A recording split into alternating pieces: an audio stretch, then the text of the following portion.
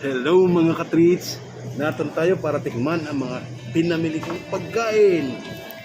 Meron tayong pork binagoongan,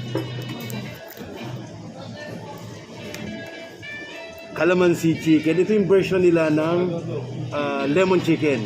I think mas masarap to. Siyempre hindi mawawala ang gulay, laing,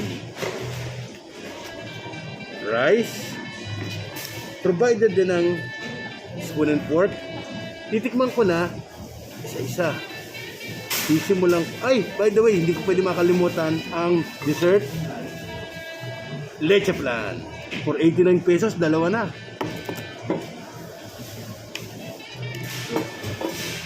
Laing. Oh, very enticing talaga. Chicken is good. Masarap chicken nila. Tamang-tama ito sa tanghalian.